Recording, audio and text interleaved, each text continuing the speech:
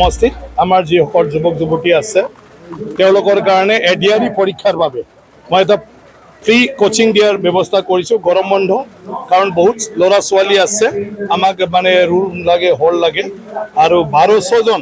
ল'ৰা ছোৱালীয়ে ৰেজিষ্টাৰ কৰিছে এই কোচিংটো লোৱাৰ কাৰণে আজি বৰষুণ দিলে অপেনিং প্ৰায় আধা আধি আহি পাইছে আৰু বহুত বাকী আছে গতিকে এই এক মাহত তেওঁলোকক মানে এডিআৰই পৰীক্ষা কেনেকুৱা হয় ইয়াৰ প্ৰশ্নবিলাক কেনেকুৱা আহিছিলে বিগত দিনবিলাকত আৰু তাৰ কাৰণে কোন কোন সাবজেক্ট পঢ়িব লাগে ল'ৰা ছোৱালীয়ে কেনেকৈ পঢ়িলে মানে আমি সেই এডিআৰই পৰীক্ষা আৰামত দিব পাৰোঁ আৰু জেনেৰেল নলেজত কোনটো মেগাজিন কোনটো নিউজ পেপাৰ পঢ়িলে তেওঁলোকে এই ইণ্টাৰভিউত অহা প্ৰশ্নৰ উত্তৰবিলাকো মানে পাই থাকিব বা দিব পাৰিব এইখিনি তেওঁলোকক আইডিয়া এটা এই এক মাহত দিয়া হ'ব মানে স্কিল ডেভেলপমেণ্টৰ আমি তেনেকুৱা ধৰণৰ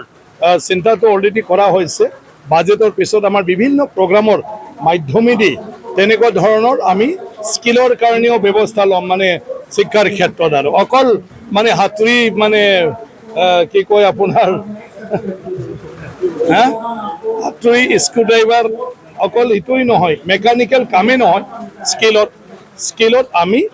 মানে দক্ষতাৰ কাৰণে মটিভেশ্যনেল কিছুমান প্ৰগ্ৰাম আমি দিব লাগিব য'ত ল'ৰা ছোৱালীৰ কাৰণে সহজ হৈ যায় APSC UPSC কেনেকুৱা আৰু তাৰ কাৰণে আমি ছাত্ৰ ছাত্ৰীক কেনেকুৱা ধৰণৰ কিবা মানে এনকাৰেজ কৰিব লাগে আইডিয়া দিব লাগে এই গোটেইবিলাকটো সামৰি ফালে এতিয়া স্কিল ডেভেলপমেণ্টত আমি কৰি যাম। অন্য এটা প্ৰশ্ন সুধিছোঁ